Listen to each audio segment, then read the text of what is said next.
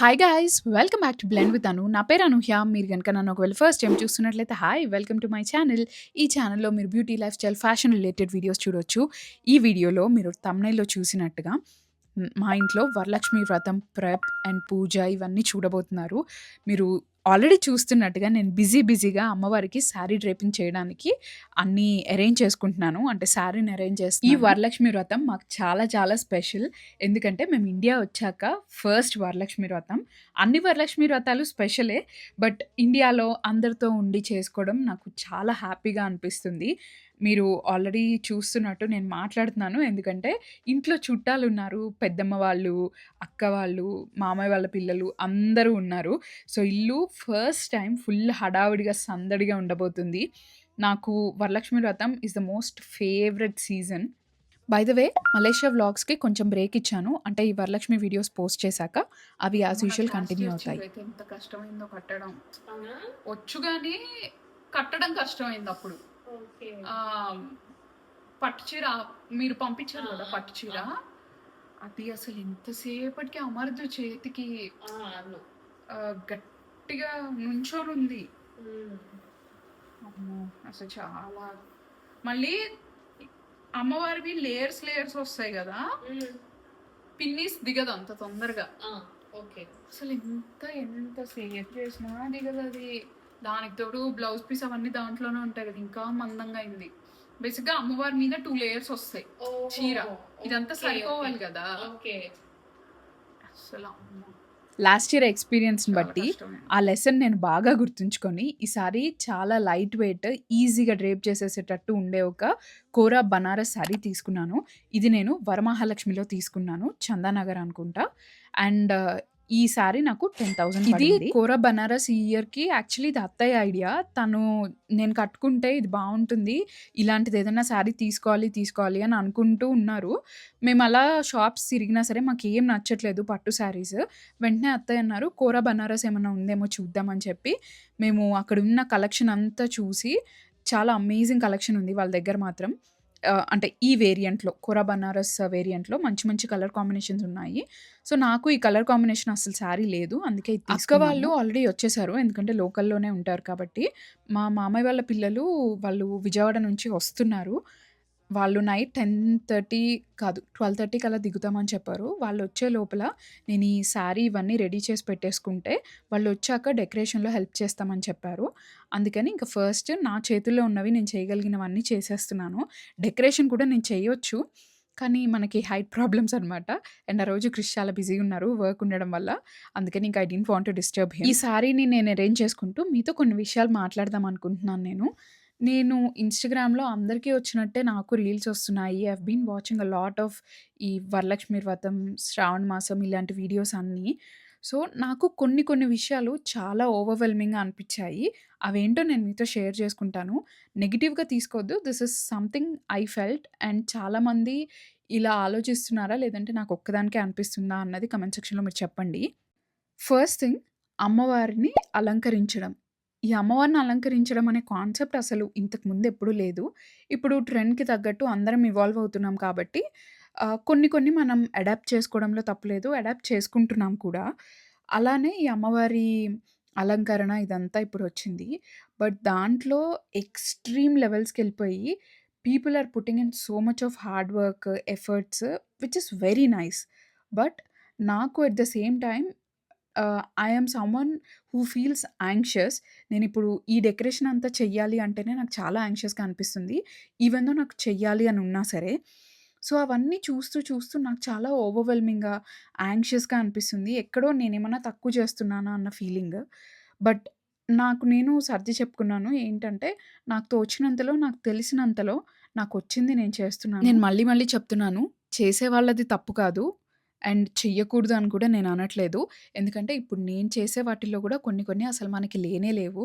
కొత్తగా మనము అడాప్ట్ చేసుకున్న విషయాలనమాట ఇవి.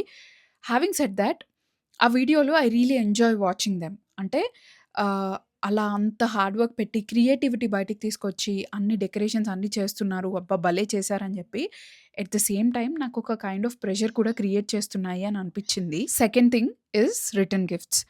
నాకు తెలిసినంత వరకు ఇంతకుముందు ఏదైనా ఫంక్షన్స్ ఉంటేనే మనం రిటర్న్ గిఫ్ట్స్ ఇవన్నీ ఇచ్చుకునేవాళ్ళము. సో, నేను లాస్ట్ ఇయర్ యూఎస్‌లో ఉన్నప్పుడు ఒక చిన్న పోట్లీ బ్యాగ్ దాంట్లో అన్నీ పెట్టిచ్చాననమాట.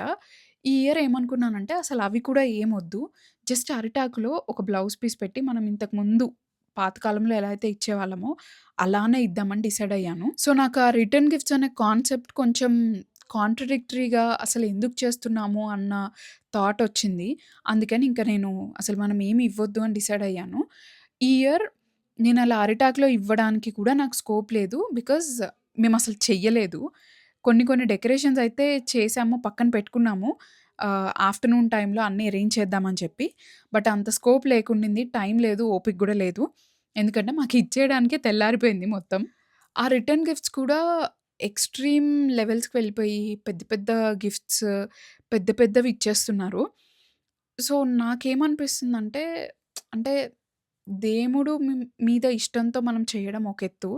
అందరూ అందుకే చేస్తారు. బట్ ఏమో మన స్తోమతను బట్టయితే మనకి బ్లెస్సింగ్స్ లేపోతే గాడ్స్ గ్రేస్ అనేది ఉండదు. మనం ఎంత ఇష్టంగా భక్తితో చేస్తున్నాము అన్న దాన్ని బట్టే ఇవన్నీ ఉంటాయి అని చెప్పి, దాంట్లో మనం ఎంత చేయగలిగితే, ఎంత ఖర్చు పెట్టగలిగితే అంత పెట్టుకొని, ఉన్న దాంట్లో సంతృప్తిగా చేసుకోవడం కరెక్ట్ అని చెప్పి నేను నమ్ముతాను. మీలో ఎంతమంది నాతో అగ్రీ చేస్తారు అన్నది కామెంట్ సెక్షన్‌లో నాకు చెప్పండి.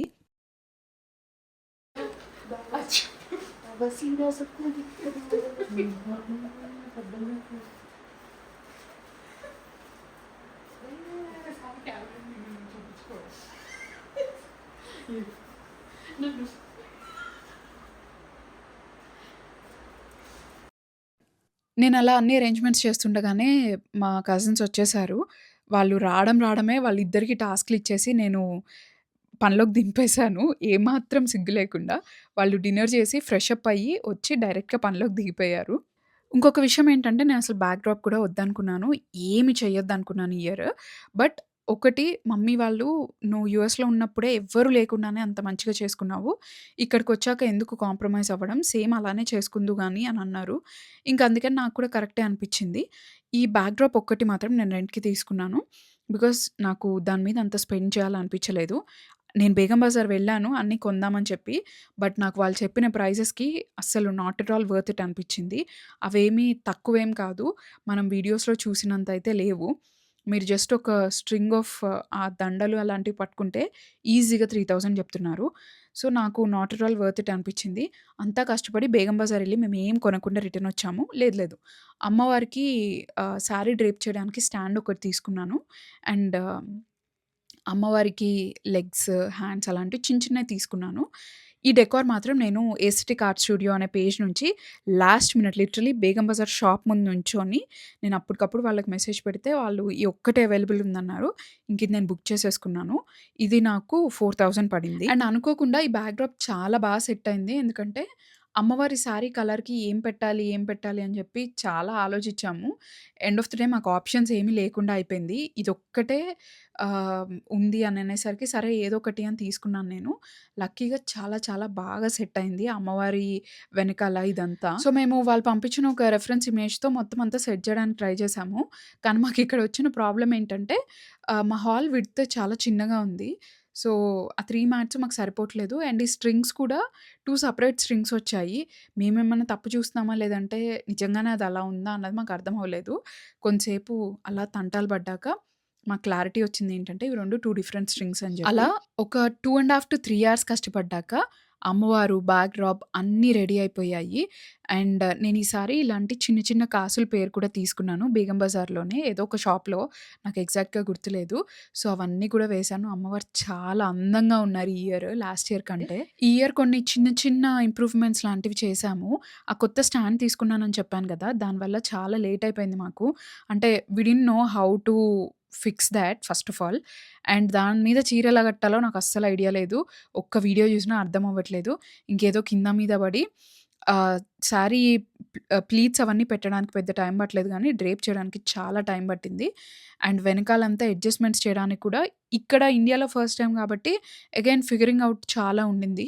బికాజ్ నాకు యూఎస్‌లో నేను 2 ఇయర్స్ చేశాను. ఫస్ట్ ఇయర్ చాలా లేట్ అయ్యి ఇబ్బందయింది. సెకండ్ ఇయర్‌కి నాకు ఎక్స్‌పీరియన్స్ వచ్చేసింది కాబట్టి నాకు ఎక్కడెక్కడ ఏం పెట్టాలి, ఎలా అరేంజ్ చేయాలి అన్నది క్లారిటీ ఉంది. ఇప్పటికి టైం ఎంతవుతుందో తెలుసా? కామెంట్ సెక్షన్‌లో రఫ్‌గా గెస్ చేయండి ఎంతవుతుందో. ఈ ఇయర్ నేను చేసిన చిన్న చిన్న ఇంప్రూవ్‌మెంట్స్, యాడ్ చేసిన చిన్న చిన్న డీటెయిల్స్‌లో ఒకటి అమ్మవారి జడ. నేను యాక్చువల్లీ అది కూడా వద్దని అనుకున్నాను. బోని అంది, "పెట్టు బావుంటే ఉంచుదాము, లేదంటే తీసేద్దాము" అన్నట్టు అంది. అప్పటికప్పుడు నాకు సవరం గూడా దొరకకపోతే కొత్త ఎక్స్‌టెన్షన్స్ ఏదో కనిపిచ్చాయి. అవి అల్లేసి అలా పెట్టాము. చాలా సెట్ అయినట్టు అనిపిచ్చింది. ఇప్పుడేం చేస్తున్నామంటే వాళ్ళిద్దరికీ ఒక చిన్న టాస్క్ ఇచ్చాను. మన పసుపు, కుంకుమ ప్యాకెట్స్ వస్తున్నాయి గదా! నేను ఈసారి అవి కూడా తీసుకోలేదు. కావాలనే కొనలేదు. చెప్పాను గదా! సో, దానికి పేపర్‌తో చిన్న చిన్న బ్యాగ్స్ లాంటివి ఒక డీఐవై చూసామనమాట ఇన్‌స్టాగ్రామ్‌లో. అది చేద్దామని చెప్పి వాళ్ళతో చేపిస్తున్నాను. So, this is how it looks. బోనీకి ఇలాంటివి చేయడం చాలా ఇంట్రెస్ట్. సో, అది ఫస్ట్ రాగానే దానంతట అదే డిన్నర్ చేసేసి దిగిపోయిందనమాట. "అక్క నేను హెల్ప్ చేస్తానని" చెప్పి. తను వర్క్ చేసుకుంటూ along side she is helping me with all the prep and I couldn't even think of doing it without them. And నేనిలా కజిన్స్‌తో టైమ్ స్పెండ్ చేయడం, ఇంత ఫ్రీగా, ప్రశాంతంగా వాళ్ళు మా ఇంటికి రావడం after marriage this is the very first time in the 4 years. So, నైటంతా పడుకోలేదు గాబట్టి, ఇంక మళ్ళీ పడుకుంటే బిస్కెట్ అవుతుందని, నేను డెకోర్ అంతా అయిపోయిన వెంటనే ఫ్రెష్‌గా ఎళ్లి స్నానం చేసేసొచ్చాను.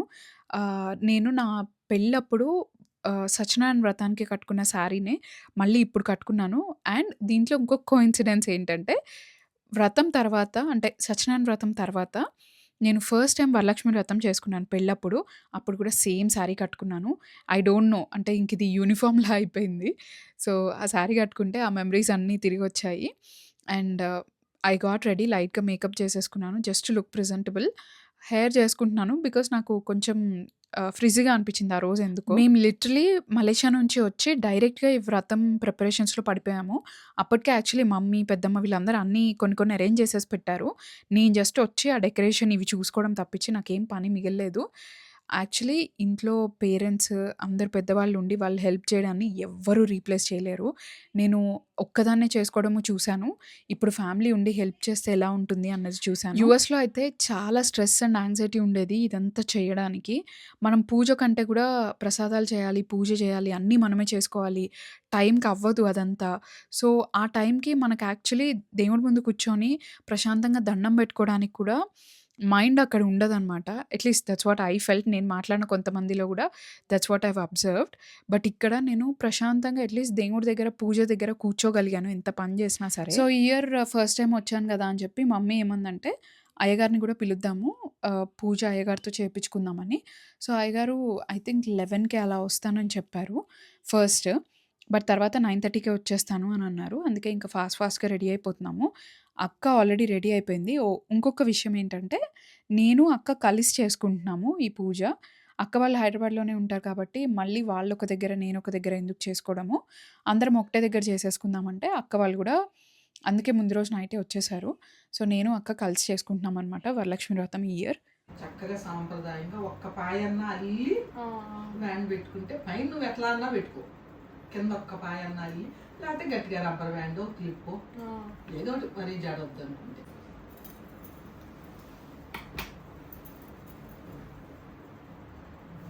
మట్టి కాదు ఇంకేసుకో, లేకపోతే ఈ సైజు కుదరకపోతే ఈ తీసేసి అయ్యన్నీ వేసుకో. నువ్వు తెచ్చుకున్న వేరే కలర్ గా ఉన్నాయి కదా అక్క, ఇలాంటి బ్యాంగిల్స్ ఉన్నాయి ఎందుకంటే నిండుగా లేవు, అయ్యో యువతకు వచ్చేస్తుంది సైజు వేరేగా. అండ్ మా పెళ్ళయ్యాక ఇన్నేళ్ళకి నేను ఫస్ట్ టైం అంత గోల్డ్ జ్యువెలరీ వేసుకుంటున్నాను. బికాజ్ యూఎస్‌లో ఉన్నప్పుడు నేను ఎప్పుడు తీసుకెళ్ళలేదు. నాకు అంత భయం అనమాట అవన్నీ మేనేజ్ చేయడం ఎందుకు అని. ఇవి నా పెళ్ళికి కొనుక్కున్న బుట్టలు. అవి కాడలు చాలా లావుగా ఉంటాయి. సో, నాకు పట్టట్లేదు. అందుకని కొంచెం మాయిశ్చరైజర్ రాసుకొని దింపడానికి ట్రై చేస్తున్నాను. అంటే కొంచెం అప్పుడప్పుడు అయ్యాలి, నువ్వేం పెట్టుకోగమ్మా రోజు నీ అసలు సాగట్లప్పుడు నవ్యాక చూడు ఎప్పుడు పడితే అప్పుడు పెట్టేస్తుంది కాబట్టి. నేను పెట్టుకుంటా కానీ మరి ఇంత లావు ఓకే. సో, అయ్యగారు ఐ థింక్ 10:30 ఆ టైంకి వచ్చారు. ఈ లోపల మేము ఇంకా ప్రశాంతంగా ప్రసాదాలు చేసినవన్నీ అరేంజ్ చేసేసుకొని, కలశాలు పెట్టేసుకొని, అన్నీ రెడీ చేసేసి పెట్టుకున్నాము. పూజ ఎంత బాగా జరిగిందంటే అసలు నేను ఇంత ప్రశాంతంగా లాస్ట్ 6-7 మంత్స్‌లో ఎప్పుడు ఫీల్ అవ్వలేదు.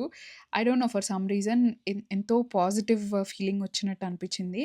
అండ్ మాకొచ్చిన అయ్యగారు కూడా చాలా మంచిగా చేపిచ్చారు పూజ. మేము పొద్దున్నే పూజ అంతా చేసేసుకొని నేను అక్కకి వాయనం ఇచ్చాను. అక్క నాకిచ్చింది. అండ్ ఈవినింగ్‌కి ఫ్రెండ్స్ అందరిని ఇన్వైట్ చేశాను నేను తాంబూలం తీసుకోవడానికి. పూజ అంతా అయిపోయేసరికి ఆల్మోస్ట్ 2:00 అయినట్టుంది. అప్పటికే టైర్డ్ అసలు. నువ్వే అమ్మ చెప్పాలి. వాయనం ముమ్మాడి ముమ్మాటికి ఇస్తినమ్మ ఇస్తినమ్మ వాయనం ముమ్మాటికి ముట్టినమ్మ వాయనం వాయనం అందుకుంటున్న వనిత ఎవరు? సాక్షాత్తు గౌరీదేవి. గౌరీ గౌరీ. ఇది ఇక్కడ పెట్టేసి దండం పెట్టుకో. ఇప్పుడు మన ఇద్దరం ఇప్పుడు దండం పెట్టుకో. ఇస్తినమ్మ వాయనం పుచ్చుకుంటినమ్మ వాయనం, ముమ్మాటికి ఇస్తేనమ్మ వాయనం ముమ్మాటికి ఇస్తినమ్మ వాయనం ముమ్మాటికి ముట్టిందమ్మ వాయనం, వాయనం అందుకున్న వనిత ఎవరు? వాయనం అందుకున్న వనిత ఎవరు? సాక్షాత్తు వరాలనిచ్చే వరలక్ష్మీదేవి. Bless you. నీకు నెక్స్ట్ ఇయర్ కల్లా హెల్దీ ఇది బేబీ మా వచ్చేది. వరలక్ష్మి వ్రతం. నేను ఈవినింగ్ వ్లాగ్ చేయలేదు because I wanted to spend time with all of my friends. So I completely forgot and I didn't want to do it at the same time. ఈ video కనుక మీకు నచ్చినట్లయితే లైక్ చేయండి, షేర్ చేయండి, comment చేయడం అసలు మర్చిపోవద్దు. మోస్ట్ ఇంపార్టెంట్లీ సబ్స్క్రైబ్ చేసుకోండి. దాని పక్కనే బెల్ ఐకన్ ఉంటుంది, అది కూడా క్లిక్ చేస్తే నేను వీడియోస్ అప్లోడ్ చేసినప్పుడల్లా మీకు నోటిఫికేషన్స్ వచ్చేస్తాయి. I'll see you guys in my next video. Bye.